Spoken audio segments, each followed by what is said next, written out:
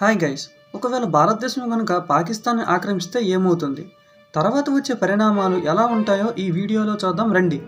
మొదటగా యుద్ధం తర్వాత సైనిక పరిస్థితి ఎలా ఉంటుందో చూద్దాం. పాకిస్తాన్లో ఉండే ముఖ్యమైన నగరాలు ఇస్లామాబాద్, లాహోర్, కరాచీ ప్రదేశాలను ఆక్రమించి భారత జెండాను సైనికులు ఎగరవేస్తారు. తర్వాత మిగతా పాక్లో ఉండే న్యూక్లియర్ బేస్లను భారత సైన్యం నాశనం చేస్తుంది. అన్ని టెలికాం, బ్రాడ్కాస్ట్, ఇంటర్నెట్ వ్యవస్థలను భారత్ చేతుల్లోకి వస్తాయి. ఒక్కసారి పాలన చేంజ్ అయిన తర్వాత హింసను ఆపడానికి NCRF national conflict response force బృందాలు నిర్మిస్తారు. రెండో పరిణామం గ్లోబల్ జియోపాలిటిక్స్ లేదా ఇంటర్నేషనల్ డిప్లొమసీ నుంచి వస్తుంది. ముందుగా యునైటెడ్ నేషన్స్ అత్యవసర సమావేశం ఏర్పాటు చేస్తుంది. కొన్ని దేశాలను దీనిని ఖండిస్తాయి, కానీ భారత్ లొంగదు. మరికొన్ని దేశాలు భారత్కి మద్దతుగా ఉంటాయి, లైక్ అమెరికా అండ్ రష్యా. ప్రముఖ మీడియా ఛానల్స్ BBC, CNN లాంటివి ఇండియా బికేమ్ సూపర్ స్టేట్ అనే హెడ్లైన్స్లో వేస్తాయి. మూడవది, పాలనలో ఎలాంటి మార్పులు వస్తాయి? ముందుగా ఉర్దూ భాషకు రక్షణ ఇవ్వబడుతుంది.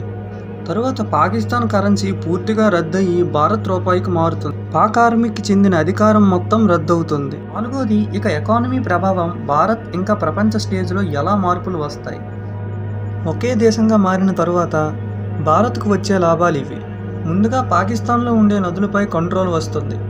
ఇంకా నదుల్లో రీకన్స్ట్రక్షన్ చేస్తుంది.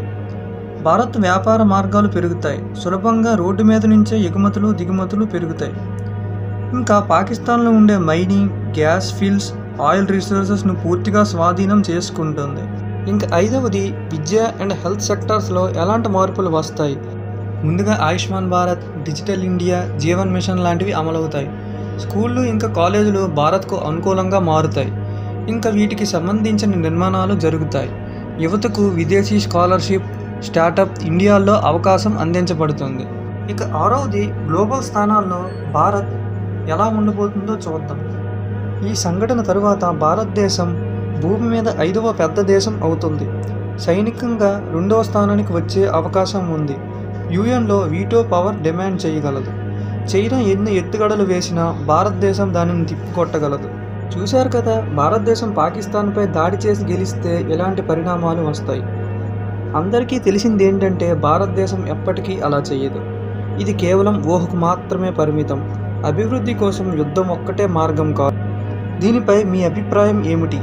ఈ సీన్ నిజంగా జరిగితే మనం ఎలా స్పందించాలి? కామెంట్స్ రూపంలో తెలపండి. లైక్ చేయండి, షేర్ చేయండి, క్రోనో వాయిసెస్కి సబ్స్క్రైబ్ చేసుకోండి. Thank you for watching.